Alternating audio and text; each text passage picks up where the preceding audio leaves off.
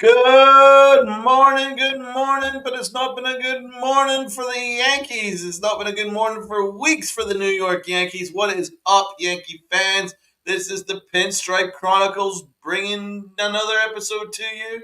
And we've got my brother Robinho here in his big white earphones. He'll be talking to us about Rodon, and let's try and break down Rodon, man. I don't know what's happening with this guy. But let's have a look at what is happening to the chat here. We've got the chat already. Rock and roll. We've got Jonathan in the chat. We've got CT. Salute CT. We've got Ken. Got 01. Got Lou in the building. Salute to Joan. Salute to NFE. Salute to Frederick. Salute to all you guys. Looking forward to interacting with you this morning. Robinho, how are you, man? Feel like crap, man. The New York Yankees are playing like absolute garbage. Every single game, there's something new. Carlos Rodon's $27 million contract is looking like an absolute waste, right? Or $27 million a year. It's looking like an absolute waste because the guy can't get out of the first inning without pitching us out of the ball game. I could care less about how he adjusted for the first. They can't score any runs, so you down 4-0. You might as well be down 40. Rodon looks like crap. The team looks like crap. They're literally the worst team in baseball during the stretch right now. That's not an exaggeration. That's not fans being overreactive. That is just a fact. Over this stretch, they are the worst team in baseball. And we went from literally being the best team to being the worst in the snap of a finger. And it's like that game against Kansas City just put this team in a funk. It's bad to watch. And Carlos Rodon has been awful over his last 5 or so starts. I think he has like an ERA over 10. And a lot of his issues start in the very first inning, where he's either giving up 8 runs or he's giving up 4 like last night. He's pitching us out of ball games before the game could even start. So it's frustrating to watch, and there's really no answer for it because and there's no excuse either because he needs to be better. You got the contract you wanted. You're a big money pitcher. He's now, I think, the second worst starter in terms of ERA amongst qualified pitchers right now. I think in the AL or might even be in baseball. That's not a good sign. It's really bad. My God, that's even worse than I even thought. But his numbers lately have been ridiculous, guys. His numbers have been so bad. So we'll have a quick look at his baseball savant page in a second. But we're gonna have a look at his recent starts. Obviously, the 4 innings and 4 runs against Tampa. Then there was the 5 innings, 3 runs against Cincinnati, but then it was just awful. Toronto, 5 innings, 10 hits, 8 runs against Toronto. The start before that, almost not identical. Against Atlanta, 3 innings, 11 hits, 8 runs. Boston, the series prior to that, 5 innings, 7 hits, 5 runs. So in total, it's not good. He has given up a ton of runs. 28 runs in 5 starts and 23 innings and 37 hits. So about 37 hits allowed in about 23 innings, 28 runs. That's what can you even say? That's not even that's laughable. That's not even like serious. That's not a serious. That's not a serious pitcher right there. That's laughable. Those numbers are actually laughable. It and as Garcia points out, he was 9-2 at a 2.93 ERA, and all of a sudden now he's what 9-7. I think he's lost his last 5 starts or so, and his ERA has jumped to nearly 2 whole points. It's a 4.6. Let me see if I can get that. 4.63. So he's jumped from a 2.92 ERA or 2.93 ERA to 4.63. That's nearly 2 whole points up, and he's lost 5 starts. That's bad. There's no excuse for it. You can use that kind of excuse for like an up and coming pitcher. Oh, he's hit that rookie wall or sophomore slump, blah blah blah. But this is a guy that had 2 really good seasons, got the big contract. He's healthy. Now you got to pitch good. That's all. We don't need you to be a Cy Young every time out there, but we need you to pitch us pitch well enough, like you were for his first 11 decisions, pitch like that, and we will be in ball games. But if you're going to be pitching like this and then throwing fits to try to stay in the game each time and trying to figure it out on the fly, the game's out of reach, and that's the problem right there. And Garcia, I don't know if he tried to fight Boone this time. He did the last two times. He didn't want to come out.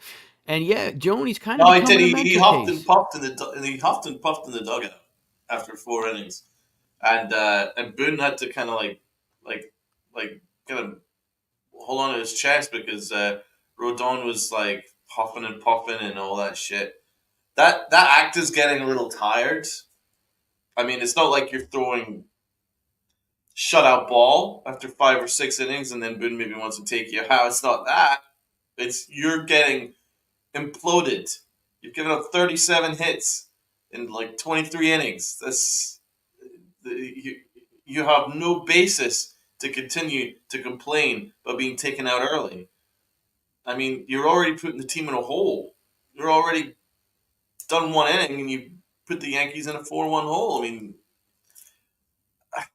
I'm getting tired of his. I'm getting tired of his act. His act is getting tired. It's a tired act.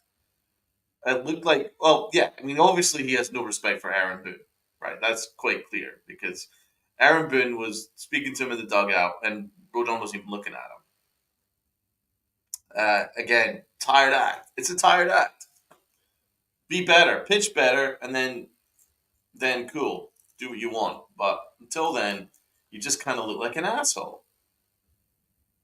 And it's not like it was 2 or 3 starts that he struggled. This is now a good month's worth of starts for him. This is 5 turns through the rotation that he's been terrible.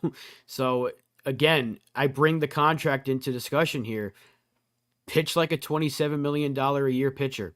Because 2 pitchers this offseason used your contract as a basis to get paid this offseason. They didn't get it, but that's what they were looking at, saying, hey, if he got that money, we should get that money too. You're becoming kind of a staple or a kind of a talking point for pitchers going into free agency now. And it's looking more and more like the Yankees are going to have to do whatever it takes to just develop pitching from within because apparently signing and trading for pitchers just is not their forte. And is he another Carl Pavano NFE? Right now, it's hard to say no. We'll see how the season finishes for him. If he can clean this up and pitch well down the stretch and maybe hopefully on a good postseason run, then that will put that Carl Pavano stuff to rest. But right now, there's no sign of that. I don't And know if it's Carl Pavano. Carl Pavano didn't want to pitch. He didn't want to be there, he was and hurt all the he time. was he was also hurt all the time. And whenever he was healthy, he didn't show up. That's not the case for Rodon. Rodon cares. That's the thing. It's like he's not an unlikable guy. Do you know what I'm saying? He's not. He's not an unlikable guy. He wants to succeed. Unfortunately, he can't pitch right now. I think that's. I think he's closer to like Kagawa right now rather than a Carl Pavano. Carl Pavano couldn't care less. He didn't want to be there. He was just an absolute jerk. But Rodon right now just looks bad. He just looks bad. What can I say? It just looks bad. He wants to pitch well. You can see how much it absolutely angers him that he's not pitching well, but he's just not pitching well. And salute to Sierra in the chat. As Sierra says here, good morning, Ben says, I hope we aren't Rodon. I'll tell you who is Rodon. It's Rodon. To trademark Sierra, yes, Rodon is Rodon from the looks of things. Let's have a look at his Baseball Savant page for a minute here. Yes. So, Rob, what are you seeing here? Because what I'm seeing here is the barrel percentage is in the 11th percentile, the hard hit percentage in the 14th percentile. So that means teams are absolutely mashing on him. His pitching run value is in the 7th percentile. That's minus 11. His breaking run value is in the 1 percentile, minus 11. His fastball run value is in the 38th percentile. So even his fastball is below average. What are you seeing here, Rob? Well, his off-speed stuff is pretty good. That's about Yeah. it. That's in the 82nd percentile. So maybe just throw straight off speed or develop a cutter because apparently throwing 95, I think his fastball velocity says 95.4, which is pretty good to average 95. But if you're throwing straight 95 down the middle, you're going to get tagged. And that's obviously reflecting on his page because the barrel percentage, like you said, 11th percentile, hard hit percentage is 14th percentile, ground ball percentage 13th, and extension is 25th. It's all blue in the places where it needs to be red. And exit velocity is 90 miles an hour against him. They're tagging him. That Yeah, they are. fastball's getting smacked. He's getting lit up. So maybe he needs to develop a That's the cutter. second worst of his career, apart from last year, and his ERA was about 6 last year. So that says it all. Yeah, it's just not good. And John Nestor's better than Rodon right now. So I don't know how we could. I don't know if you're trying to put down Nestor there. How long before we start comparing Nestor to Rodon? Nestor's been our best pitcher right now. So I don't know how we can say that over this stretch. I think Nestor's given us the best starts, which is saying something. It's not very good, but he's been the most consistent. But it's Uh, all bad. furthermore, furthermore, Rodon's given up 15 home runs off his four-seam fastball this year. Yep. 15. 24 extra base hits from his fastball alone this year. Last year, as a comparison, he gave up 11 home runs in that four-seamer. So it's eminently worse this year. Uh, and the exit velo is sky high, 95.4. It's all bad. Surprisingly, Nestor has been great. Yeah, Nanafi, you're right. Stroman as well, even with some of his rough outings. Stroman does this every year where he gets to this point in the season and he kind of struggles a little bit, and he usually figures it out. So I'm not worried about Stroman because overall he's pitched to the back of his baseball card. And that's all we asked him to do. No one asked Stroman to come in here and be Garrett Cole. No one asked him to come in here and be an ace. So, and what's up, Kyle? How you doing? Um, it's just really tough to watch him pitch, and I think he needs to start throwing a cutter more. I know he's still got the velo on that fastball. He doesn't want to get rid of it until he can't throw hard anymore. But at this point, it's batting practice. They're feasting on that fastball, and you saw it yesterday. Within two batters, the game was tied. We finally put a run across the board. Credit to Gleyber Torres, had a really good at bat, got the base hit, knocked in a run. It's 1-0. We're like, okay, here we go. The day off did them some good. And then here comes this asshole. Two batters in, the game's tied. Three other batters later, it's 4-1, and you're like, what the fuck do I watch this for? Because Mm-hmm. you know they weren't going to come back. And credit to Cousins and Tonkin because they kept us in that game. And yeah, DJ LeMahieu's hitting over the Mendoza line. Yeah, there we go. They didn't come back. You knew they weren't going to come back because Judge and Soto are kind of in their slump right now, and they're the only source of offense that we have. Thank God for Ben Rice bringing some stability to the top of the order, but Rodon's pitching us out of games. And that's the issue. It's happening far too often now where within one inning it just you feel like the game's over because of what Rodon did. And this offense is not playing well enough to make me believe that a comeback from 4-1 is possible. I'm trying to work out what it is that Rodon's doing this year, which is different than, say, San Francisco, um, because it's hard to work out. I mean, I'm looking at the stats. So it's saying that his fastball velo has actually dropped this year as opposed to last year, 0.3%. I mean, does that have something to do with it? Or is it just the fact he doesn't really have a third pitch? I think it's that he doesn't have a third pitch. Yeah, like Raziel says here, he's a two pitch guy right now, Yeah. Frederick, I've seen a couple of people bring up Rodon to the bullpen. He's not going to the bullpen. It's just not happening. They're not going to put him in the bullpen. Um, it's just not a possibility.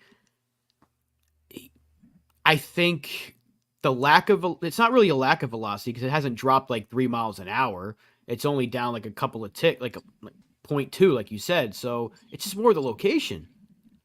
Look at where he's leaving these pitches. I was watching a pitch that his first start in San Francisco, 99 miles an hour, zipped it by him up and away.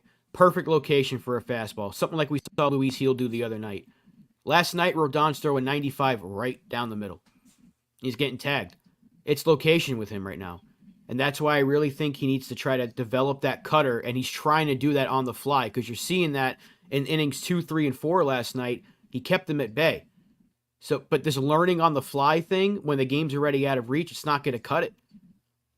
And you can't have that. You can do that in spring training, but this is fucking July now. We're heading to the All-Star break, and you're trying to figure this out. It's not a good look. Garrett Cole spoke to him after the first inning, kind of got in his face a little bit and had him change up a little bit of things, and it worked. He was much better after that. Sierra says it's annoying watching him blow the first, figure it out in the second. It's his pitch mix. He needs to change his mix in the first. What the thing is, I mean, it all works off his fastball. His fastball should be better than this. That's always been his best pitch, along with his slider.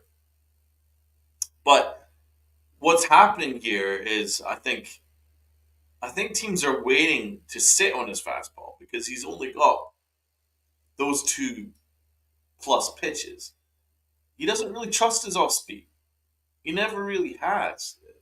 He kind of his cutter. He's only thrown 5% of the time this year, so the cutter is persona non grata. That's not an issue. The cutter is not a thing.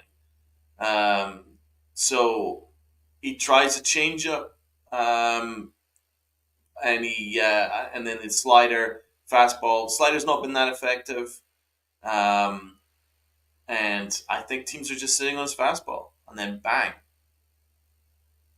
that's what they're doing. I think he's maybe having trouble locating his slider, so they're like, well, he's bound to throw a fastball. I'll just sit on that fastball, and then bang, it's gone. Yeah, and he's not even tipping anything because he only throws 2 pitches. So, I So, mean, it's either slider or fastball and the occasional cutter. And I think he's throwing a curveball a little bit here and there, if I'm not mistaken. But his off speed stuff has been pretty good. That's the problem.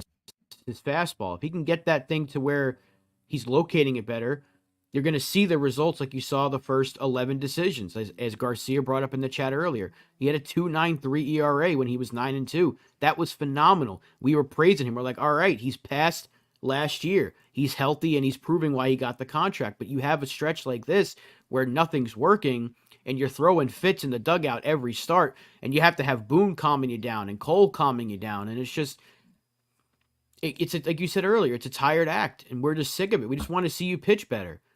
If you're pitching well, like you said, if you're pitching a shutout and Boone's like, hey, you're at 80 or you're at yeah. 97 pitches, I can't send you back out there. And he's like, come on, man. You're like, we can get behind that. But when you're down 4-0 after 1 inning, you're like, no, let me in. I can fix this. No, you can't. Unless you can grab a bat and tie the game by yourself, you're not going to fix what you already did.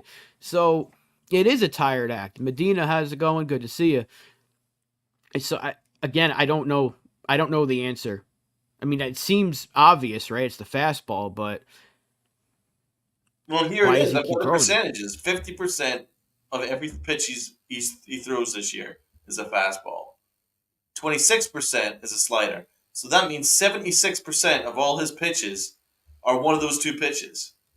I mean, I think that's easy to sit on. So basically, he never uses his curve or his changeup. I think that's what it is. I think it's easy to sit on. He basically only throws 1 or 2 pitches 76% of the time. So I think that has a lot to do with it. I'm just trying to figure out what the reason why I'm going into these stats is I'm trying to figure out how we can fix this, or how Matt Blake or Garrett Cole in this instance can fix this for him, because I think that's what it is. I think teams are just sitting on his pitches. We're trying to work out the vertical movement on his pitches, and it's saying that his slider has much less vertical movement than it ever has. So that might have something to do with it. But I think a lot of it is just the fact that 76% of the time he throws only 2 pitches, 1 or 2 pitches. So. He's easy to game plan for. Yeah, he is. I think Basically that's it. what it is. So But maybe it's something. Maybe he needs to mix in his third and fourth pitch more, as Stevie B says. I would think so. But Raziel says here you can't fix someone who's mentally cooked and has no confidence in anything other than a fastball. Yeah, Maybe I don't know what you do though. Do you try to get him to throw a curveball more just to keep people off balance? But God forbid he hangs that thing because he's susceptible to the home run. Clearly, if you hang a curveball over the plate because you're not throwing it enough, guess what? You're going to be down 5-0 either way. So he's got to get that fastball back. If he gets that fastball back to the way it was the first half of the season, he's not going to be pitching like this. But yeah, and like Jack, like, thank you, Joan. He needs to mix it up in the first inning. He's throwing like straight fastballs. The entire yeah, first inning was fastballs. So mix in your slider a little bit. Mix in the curveball. Throw him off balance. Throw the cutter more. I know this sounds like a Larry Rothschild thing, but throw the cutter a bit more. Add some movement if you have to. I mean, do something. At least show that you're trying to make adjustments because just huffing and puffing in the dugout isn't going to get people on your side. We want to see you take what happened, learn from it, execute your next time out. He's not doing that. And that's the issue. He's had one decent start during this stretch, and I think that was his last one prior to this where he went like 4 2/3 and kept us in the game. But every other start before that and then the one last night has been terrible. terrible. Two starts in a row of 8 runs. Atlanta and Toronto. Uh, you can't do anything with that. You're putting the team in a hole. And I was so sick of the Yankees buttering him up after he gave up the 8 runs that he pitched into the fifth inning. Oh wow, that's fantastic! Give me a break. You've already done the damage. You've put the team in an incredible hole. This team can't survive any holes right now. The offense isn't cooking at nearly its capabilities in order to even make up any kind of deficit right now. So any kind of hole that you're putting the offense in, it's not going to be made up. Once it was 4-1, I knew the game was done. I knew it. It was obvious. After the first thing, the game was done. Um, I mean, Ben Rice made it interesting, but again, I didn't have any faith that they were going to come back. I mean, that has a lot to do with the team, but I mean, Rodon put them in that hole. Yeah, and even the Ben Rice home run, I was like, cool. I was like, awesome. I feel great for the guy, but I had zero confidence Yeah. because once Canely came in that game, I said he's given up a run, and I turned the game off. I knew it. You have that feeling because Tonkin was pitching too well. The first guy gets on base against him, and they take him out. Let's bring in Tommy Canely. What has Canely done every time in these situations? Gives up a run every single time. And I hate that that's going to be charged to Tonkin, or I think it got charged Yeah, to that Tonkin sucks. because he was pitching so well, and so was Jake Cousins. Cousins has surprisingly been good since recalling him. His ERA is like 1.8, 1.8 or something like that. So credit to these guys, and it kind of goes to the conversation of you're seeing these waiver wire pickups, these low salary guys pitching well, pitching their asses off, and a lot of the higher paid players are the ones that are struggling. The same thing goes for the offense. Look at Ben Rice playing like an all-star right now, and then you got some of these higher paid guys that are struggling to even get anything done. I don't know. It's frustrating because you expect the guys that are veterans to eventually snap out of these funks. DJ LeMahieu, to a degree, has been better over his last week. I still don't trust him enough to play him every day. He's not tearing the cover off the ball, but he is getting on base, so that's better than what he has been doing, which is just grounding out. Glaber has been better, but I need that make sure that he's healthy, or unless he re-aggravates that injury. Rice has been fantastic, and then you have the slump that Soto's in right now. He's looking bad. Aside from the walk, he's not doing anything. Aaron Tell Judge you has what, been a he little cold. absolutely creamed that pitch in the ninth inning. He creamed that 406 feet. And He it just wasn't a missed it fly too. ball. That was looking like an extra base hit all the way. That was a nice play in center field. I was sure that was a double. Now, do I still think the Yankees would have come back? No, I actually don't. But I'm shocked that wasn't a double because he creamed that pitch. I can't ask him much more from him there. But you could see this is the And first time I've seen him show real frustration. Though, I'll tell you that when he slammed his helmet yeah, down, he finally showed some real frustration with this situation. I'm And Boone hoping he sounds turns it absolutely around. gormless right now. Like he's almost incoherent. The things that he's saying in the post match. What is he honestly saying? Talking about defeatism and things like that. What are you talking about? I mean, the post game before that it was bringing out his greatest hits. It's all right there in front of us. I mean, it's he's almost incoherent. And then looking at the post game for the Boston series, he had no coherent answer as to why he was pitching to Devers. Like I don't know what's going on. I really don't know what's going on with the leadership here. But I mean, yesterday had nothing to do with Aaron Boone. Although you could argue that Tommy Canely, I didn't understand Boone Canely in that spot. Tonkin was doing great. I don't think Tonkin would have given up that run. I don't know why he put in Canely, but he did. So that was maybe an L there. But the rest of it, I can't really blame him for. But generally, he sounds kind of defeated. He says defeatism. He sounds defeated. Just the way he talks, he sounds defeated. There was something that came out that Steinbrenner was there, but Boone said he didn't speak to him. I wonder if that had something to do with it. Maybe he knows that his seat's getting a little warm. Maybe. I Yeah, let's get into that. So we've talked about the game. Let's talk about the fact that Cashman was there, Hal was there, and his executives were there in Tampa. What could be the reason for that?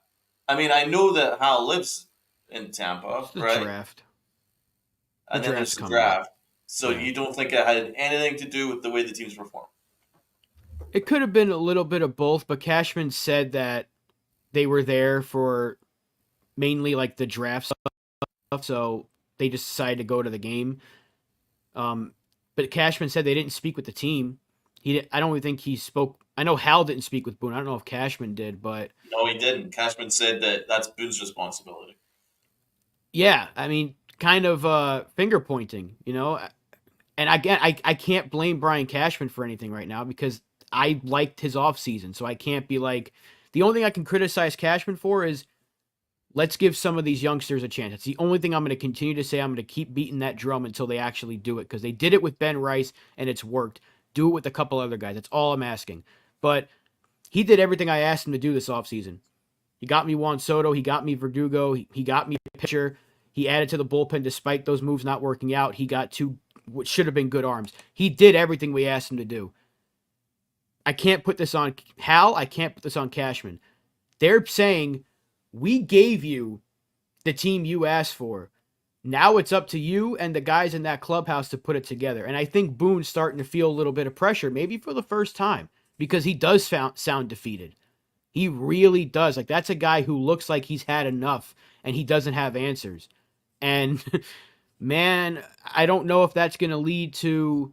Yeah, you're right, Medina. I don't know if that's going to lead to a midseason change. I highly doubt it. But if this keeps up, let's say we get to the All-Star break and they've won maybe like one or two games between now and the next week, do they consider it?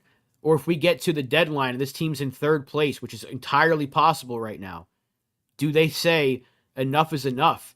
We've put a $300 million payroll out there, the best team we've put together on paper in years.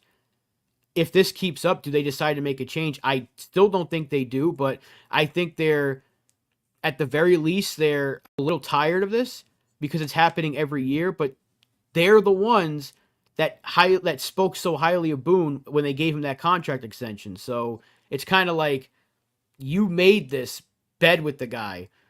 You made this mess. This is your problem. You could have moved on from him years ago. Oh yeah. I don't know. I don't know, man. Maybe you look. Maybe we're looking too much into it. Maybe there's nothing to it, like Raziel says, but No, maybe there is don't something get me there. wrong. I'm not reading it into anything. Uh, it's interesting that not just Hal was there. There was a bunch of executives there. But having said that, there are a bunch of different things that could be going on. There's the draft, and then there's the fact that they live in Tampa. So the Yankee complexes in Tampa. So it's probably a really bad look if Hal's not there in the first place because it's basically next door. So yeah, I think it's more the fact that he's just there to check on the team. But do I think that Hal's happy right now? I mean, how could he be?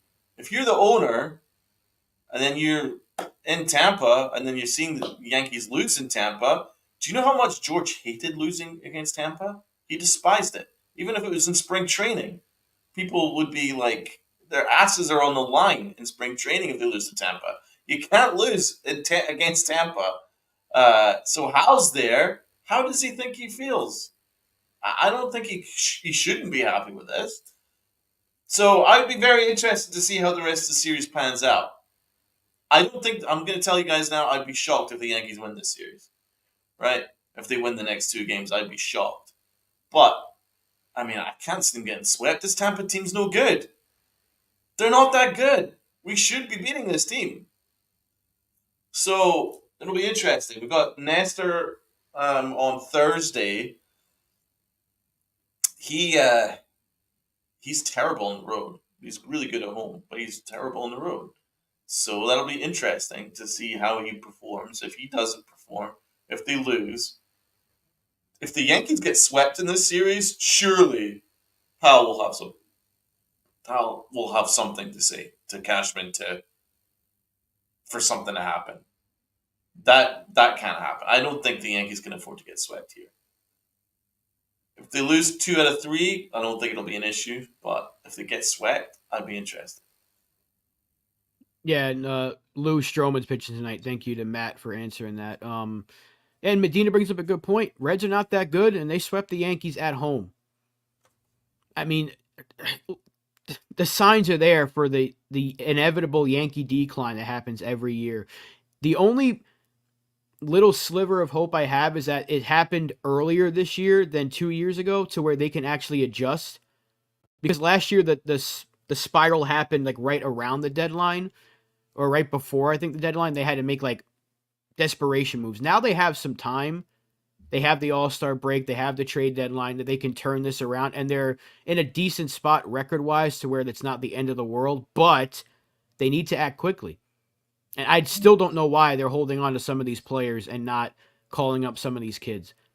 Again, I'm not asking them to reinvent an entire team in a week. I'm asking them to call up 3 players that are deserving of it. Get Beavas up here. Get Neely up here. And fuck it, get Ramirez up here. And let's see what they have, because it cannot get worse. Why are we continuing to put Canely out there, who doesn't pitch well enough to earn his contract? Why are we continuing to put DJ every day? I know he's been hitting better lately, but why is Jahmai Jones still here? Why is JD Davis here in the first place? You have 3 lefties. You don't need 3 lefties, especially when one of them is terrible and Caleb Ferguson. You can make a move there. You can make spots for these guys on the team and hope it sparks something, because the production's not good from some of these veteran players to be like, we got to ride it out with them. So that's all I'm asking. I'm not asking to do what somebody else would suggest and make 10 different trades between now and the deadline. No, just make a couple of moves and see what you have between now and the deadline, so it can make your trade deadline easier. Because Cashman said it, they're going to have to, they got some moves to make. They're going to have to make some upgrades. He said it himself. Well, you might have the answers in your system, but you're never going to know that until you give it a shot. Those answers might be in your system. Instead of relying on the injured players to come back between now and August 13th, whatever Dominguez's deadline is, give these guys a shot. See what you have, and it can make your deadline easier. Well, yeah, they need to do something, man. But I will say this isn't a bad stretch. I agree with Rajil here. It's not a bad stretch. This is a downward trend. In the stock market, we would have sold this team 2 weeks ago, cut our losses. Well, I completely agree that it's not a bad stretch. This is a downward trend. I mean, this is the 3rd straight year of at least a 5-15 losing streak. That didn't happen at all between '96 and 2021, other than 3 times. So if all that time we've only lost that streak 3 times, and the Yankees are doing it now on an annual basis under Aaron Boone, that says to me that is a trend. This, what we're seeing right now, I'm sorry, that's not a bad run. That's why I get very annoyed by Aaron Boone just gonna, it's fine. This is not a bad run. This is a trend. This is long past a slump. It's no longer a slump. This is a trend. Um, and what I'm seeing is there's no urgency to address the trend. And the Yankees could have addressed this much earlier. Um, the way you address this is you don't allow Grisham to wander over to the ball. I think had he called or even benched him after that play, or at least in the post game say that can happen here. Hold him to account. That filters through to the locker room. Okay, that can happen. But Grisham hasn't missed a day since. He's played every single day since then, right? So there isn't any accountability. And Aaron Boone defended him with some incredible nonsense, and he does it on a daily basis. DJ LeMahieu didn't run out a ground ball in the series prior. Didn't even didn't even register with him, and that's what I'm saying. I think that this is filtering through.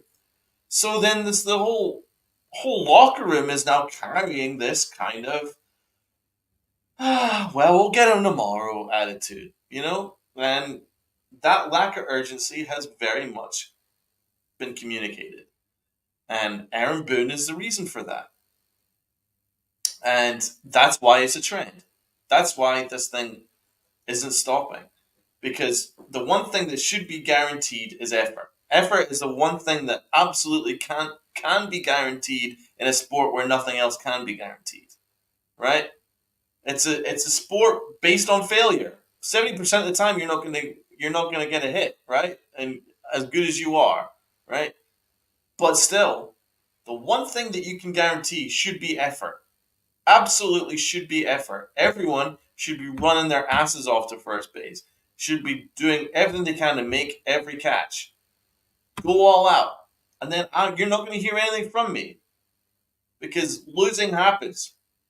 As you say, even the best teams lose 60 games each year. Even the very, very best teams, right? So you're going to lose games. It's not the losing. It's the effort. It's the lack of. That has to be cut out, and that hasn't been cut out. That's why it's been going on. It's been going on. It's been going on for years. This trend. This trend, and Aaron Boone needs to cut it out. And if he can't cut it out, someone else needs to do it for him and replace him because this is why this is happening. It's no longer a talent issue. The talent is here. Now, is this the most talented team ever? Not right now because Stanton's injured, right? And then there are some injuries. I understand that. But still, it's not a talent issue. There's teams that are doing great this year. The Phillies are having a really good year. They don't have the talent the Yankees did. Not over the whole roster. They had injuries too. Yeah, they have. Right? The Astros were on a massive winning streak, and they lost like 3/5 of their starting rotation before the season even started. Right? Hasn't And stopped they're on them. a massive winning streak. Boston have a tenth of our talent. They've got Devers, who I love. I have to say, I love Devers. I think he's fucking brilliant. Right? But they don't have a great team. But they've got a great manager. And they win all the freaking time right now. And they outmanage the shit out of the Yankees, which should be an embarrassment. But he does. He manages the shit out of Aaron Boone. Aaron Boone is just like, he's just nothing. He's like a spinning top when Alex Cora is done with him. But that's it. That's the thing. That's really what it is. It's that we have more talent than 95% of the league. We have to be better than this. We have to be better than this. And it starts with effort. Give me effort. Give me full effort all the time. It's the least the Yankee fans deserve. The least. But they're not getting that. And Damien, you're right. 7 years, there's no cutting it. Like, it wasn't a good hire in the first place. There's not a single person in here, I don't think, that was like, oh, go get Aaron Boone. I did not like Joe Girardi. I have spoken about that several times. I don't want Joe Girardi back in any capacity on this coaching staff. I don't think he was a very good manager. Having said that, I do think he should have been given another year with that team after 2017. At least one more year. They moved on. It is what it is. Hiring Aaron Boone was moving backwards because they went with an ESPN analyst instead of a proven manager. You had Rob Thompson sitting there. You had Tony Pena sitting there. You had perfectly good candidates to replace Joe Girardi to take that team hopefully to the next level. And they went with Boone. It was a bad decision. Now, I know he's won a lot of games. The Yankees have been to the ALCS a couple of times. Good for them. They haven't won. They haven't played well enough when it matters. And enough is enough. This is a trend every year. No team in baseball is playing as bad as the Yankees are right now. That's a problem. How is this happening every single year? You you can't make sense of it. Even the best teams, when they go through their little slumps or their lulls, they play 500 ball or slightly below. Like, what are we? 6 out of our last. We have 6 wins in our last 22 games or something like that. That's bad. 23. So that's 29 games. A good team will find a way to have 13 wins, be slightly below 500. That's a slump for a good team. Or they'll be 500 or right maybe a game above it, right? Like, oh, they've lost a lot, but they continue to find ways to win despite this team slumping. The Yankees, when they slump, they lose 6 out of 23. That's not a slump. That's a trend. Every year this happens, and we can't keep blaming injuries on it. Because you still have the 2 best players in the sport. You still have Volpe, who's supposed to be the guy, and I hope he gets better, but he's looking terrible lately. You have DJ, who makes a lot of money. You have Torres, who makes a lot of money. Verdugo's still there. You have Garrett Cole back in your rotation. You got Rodon. You got Stroman. You've got the pitching. There's no excuses anymore. At some point, the front office has to say enough is enough and make a change. If they don't win it this year and they keep Aaron Boone, then it's like, what do we even complain about anymore? Because it's like they clearly don't give a shit. But the fact that we're seeing this happen again, you thought things would be different this year, but they just don't seem to care.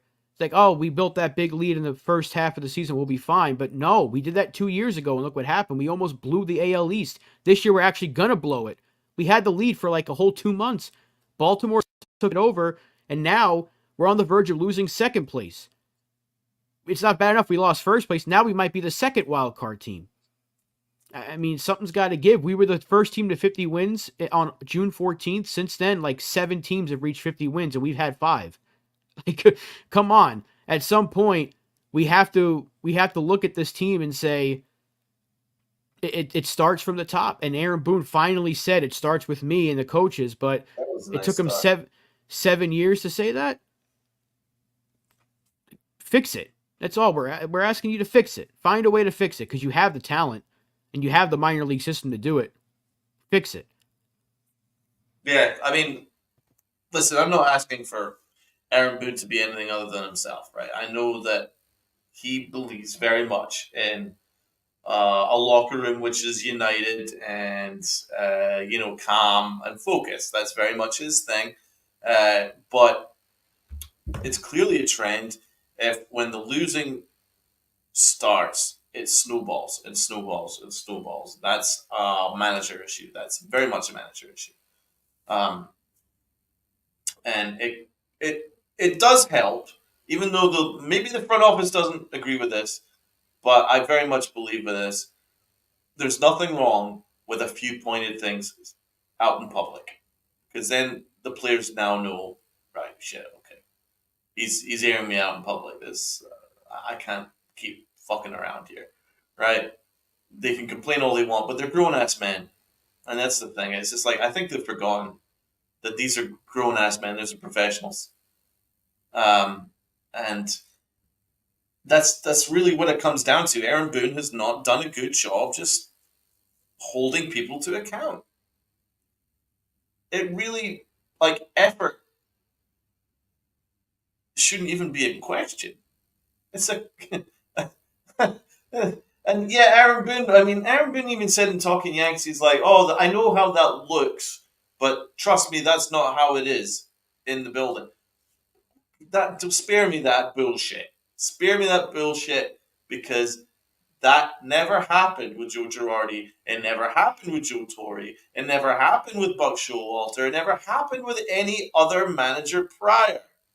It never has. This is an Aaron Boone problem because Boone accepts it. Boone still wants to be their friend. That's it. It's as simple as that. Now, Rob, I do agree with you that I don't want Joe Girardi back. Right? That is done. Right? That chapter is closed. We can't go back and refix that broken egg. That egg's broken. It's done. Right? Girardi is no longer going to be a Yankee manager. I accept that. But when you hear him in the booth, it's quite remarkable how he sees the game in comparison to the way Aaron Boone sees the game. Like when he talks, he's pointing things out that I didn't even fucking notice.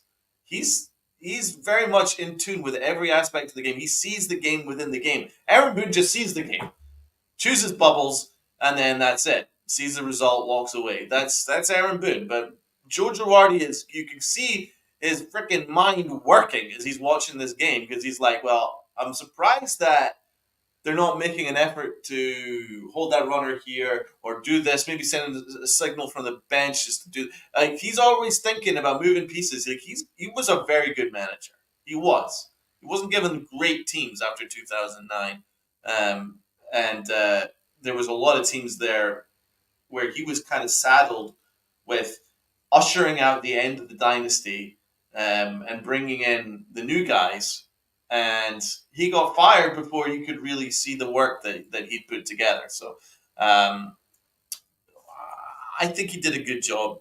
But the it was over, and now it's over. We can't look back. But my only reason why I'm bringing that up is the fact that Joe Girardi does have a good brain. Like he's a good mind. He sees what's going on in front of him, and I don't think Aaron Boone has that.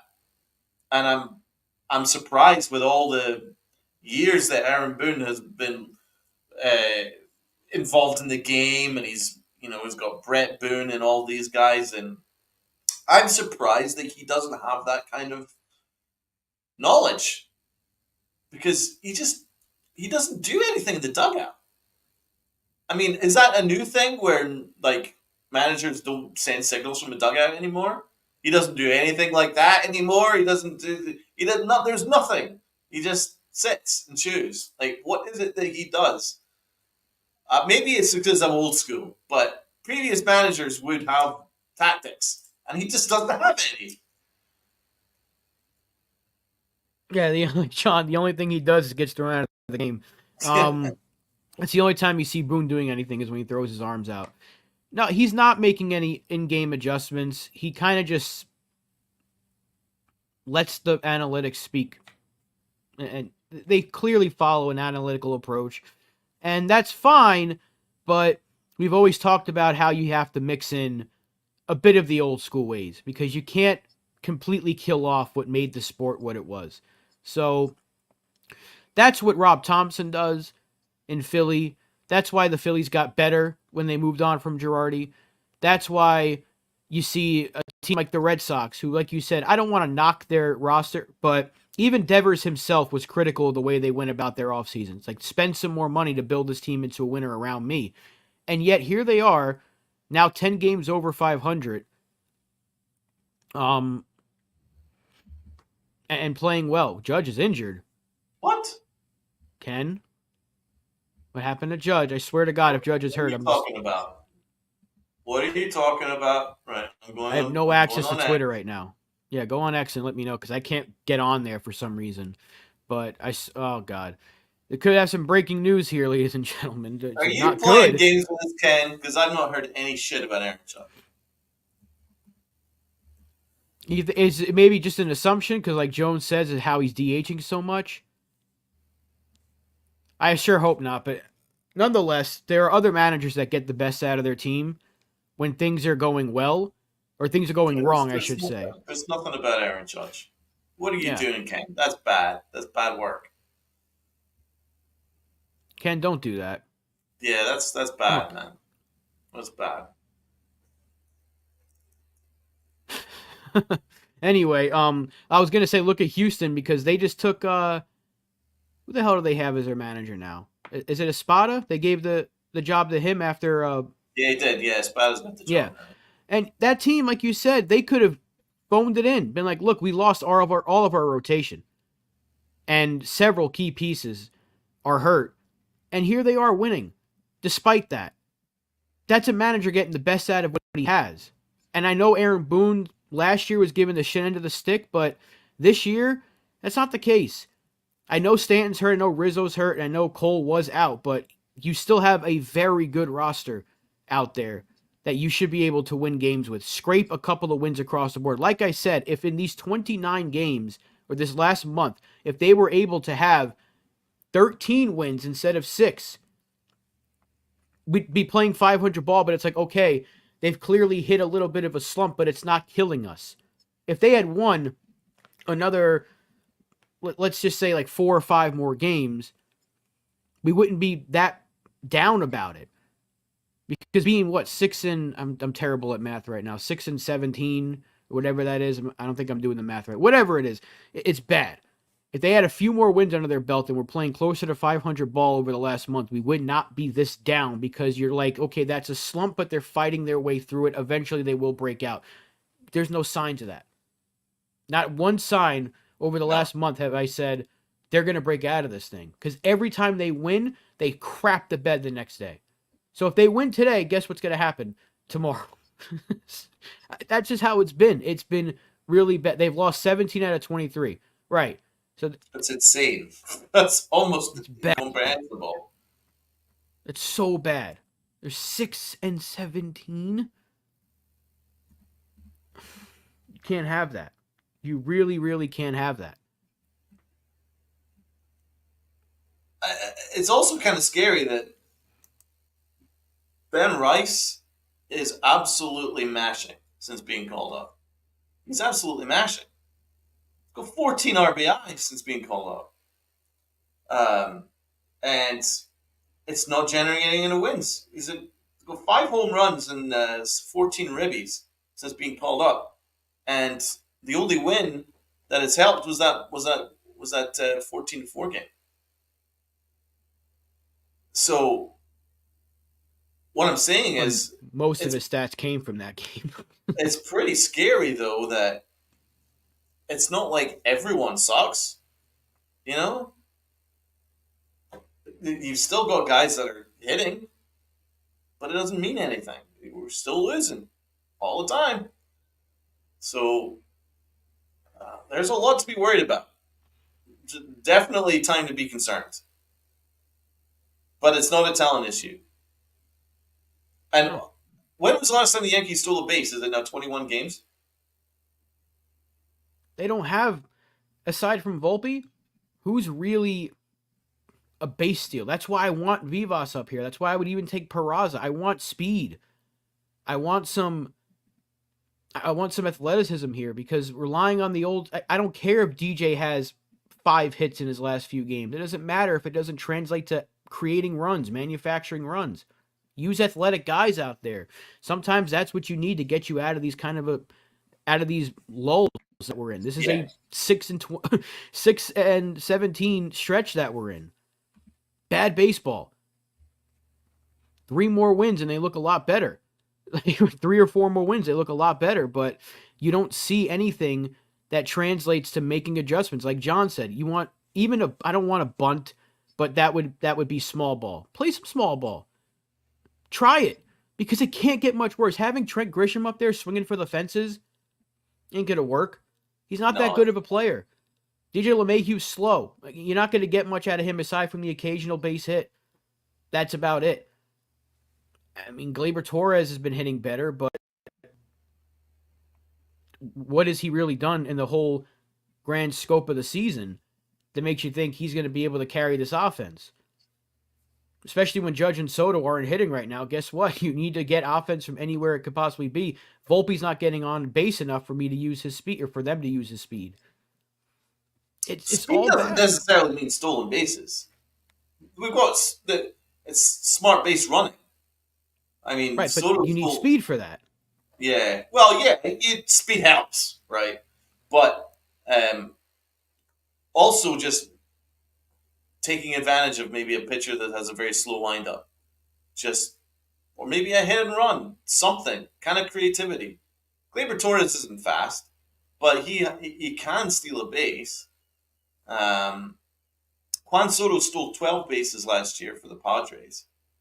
I mean, he's not fast, but he's a very smart base runner.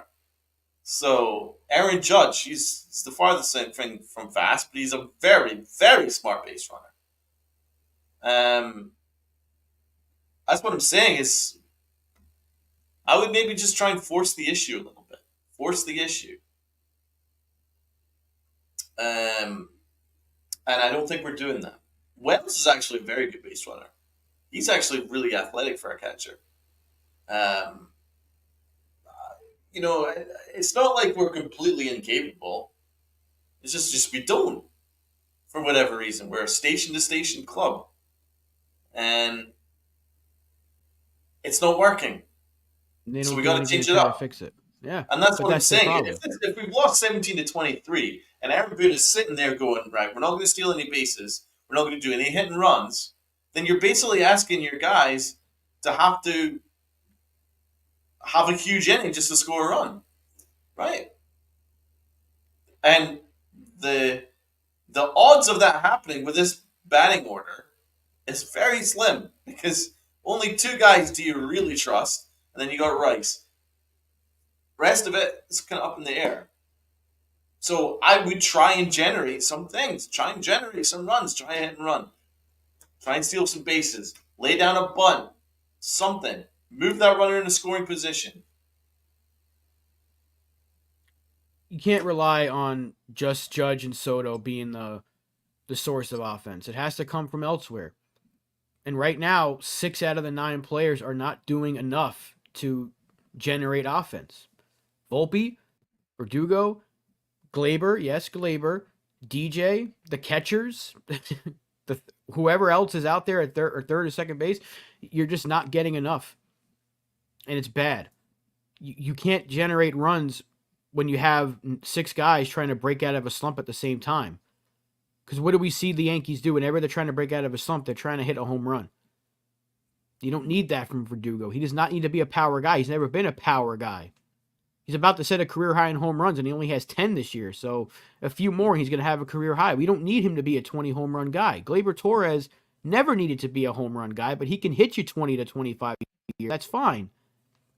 DJ LeMahieu can't barely hit the ball out of the infield, and when he does, it doesn't matter because they're not going to get him over anyway because he's so slow. So you have to hope someone hits a home run for him. Trevino, I'm done with. I don't even want to see him anymore, but at least Austin Wells has shown some decent pop over his last few weeks. But you're asking for more than half of the lineup to start to produce, because if they do, then guess what? Judge and Soto will start to hit again. It's clear as day there's no reason to pitch these guys, and we've been saying this for a month now. Why would you? If I'm taking the mound against the New York Yankees, am I going to be like, I can pitch to Soto and Judge, probably get beat, or I can deal with the other 6 guys behind them who aren't hitting? It's a simple answer. That's why Soto's got a 400 on base despite the fact that he's slumping, because they just keep walking him. And the only time he's getting out is when he's trying to do too much, because he's trying to help in some capacity get something going. You saw it against the Red Sox the other night when he was just swinging away. That was not him. Usually he's going to work that count no matter what, but he's trying to get something going. Yeah, that's true. I noticed that. Let's have a look at today's matchup before we finish off.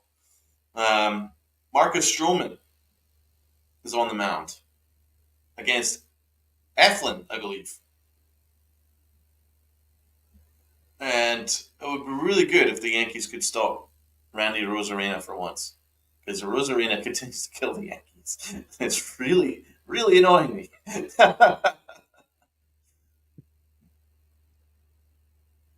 Well, Stroman's got a 3.58 ERA, and Eflin's got a 4.19. So that puts him right in the middle, halfway between decent and not good. Which means, with the way the Yankees are swinging the bats, they'll have a no-hitter.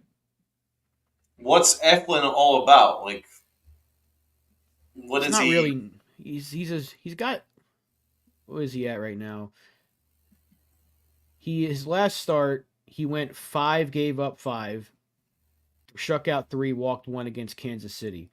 Start before that he went 6 shutout innings against Washington. The start before that he gave up 4 runs in 7 innings against Pittsburgh. So he's kind of mixing No, decent all his starts stuff and is bad mid. Yeah, starts. I'm looking at his stuff. All his stuff is mid. However, the one thing that he is excellent at is he doesn't give up walks. He's in the 99 percentile in walk percentage. So he doesn't walk anybody. That means there's going to be a lot of contact, and the Yankees could struggle because that's how the Yankees like to do things. They like to draw walks and get the pitcher out of the game. If he doesn't throw walks, then that means the Yankees are going to have to hit with hard contact, and they've not hit with hard contact in a while. Could be interesting. Could be a tough one. Yeah, I mean, I think we hit him last time because we actually did beat Tampa the last series we played them. I think 2 out of 3. So I'm just hoping that there's some sort of game that gets them going. I don't know. Is it going to have to be Judge and Soto calling a team meeting or Cole? What's it going to take? But it's bad. Yeah, this And guy Eflin only does. throws sinkers. He's basically only throws off speed. He never throws a fastball. So there's going to be a lot of ground ball. It's it's a tough time right now, and you're just searching for that one game. If they can get, what do we have? 5 games left between the All Star break, and it's 2 against Tampa, then 3 against Baltimore, if I'm not mistaken. It doesn't bode well.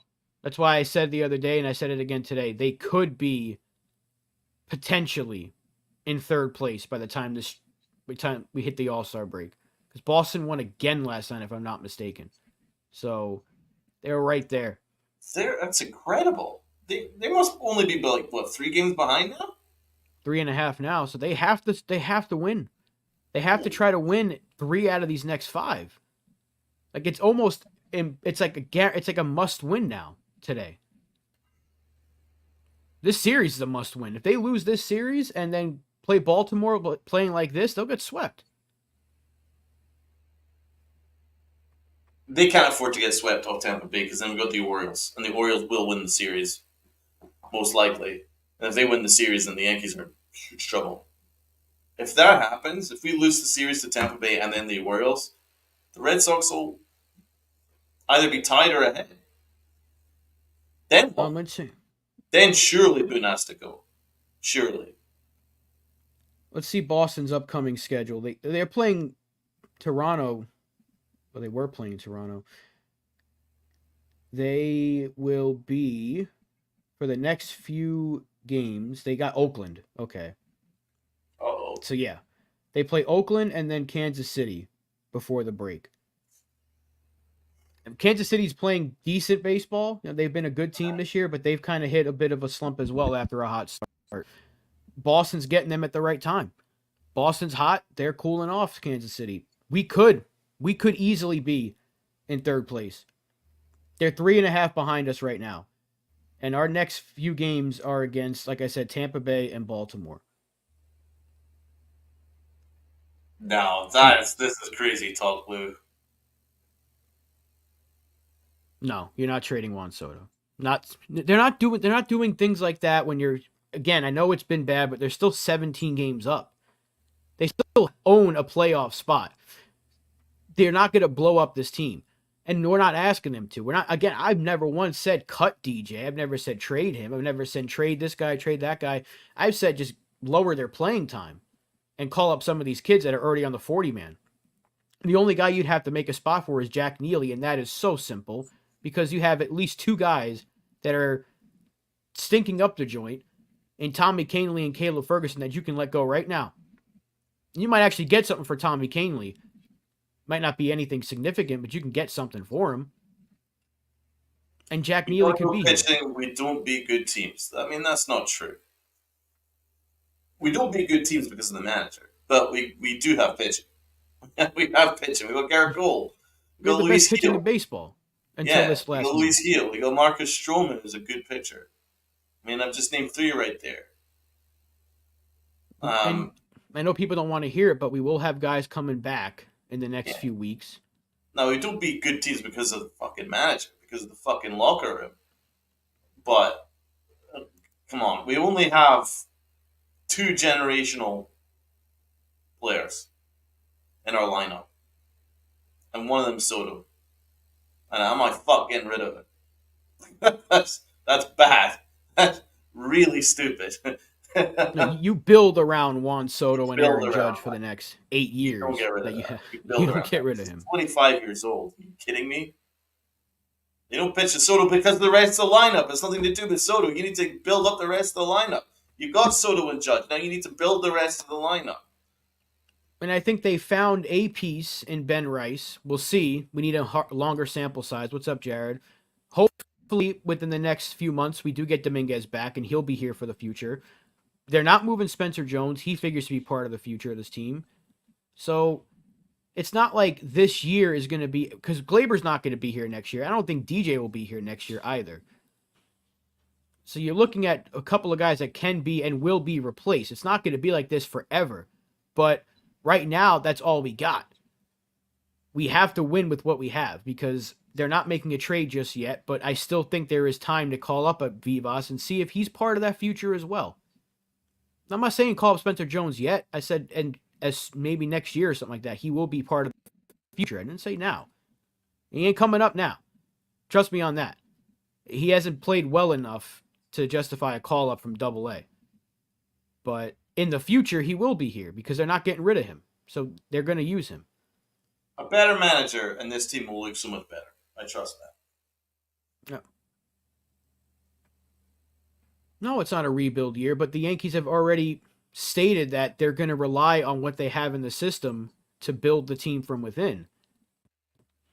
They're not going to be spending crazy money next year outside of the obvious decision to hopefully get Soto back. That's the obvious move you make. Everything else is going to be little moves here and there that only bump the payroll up a little bit.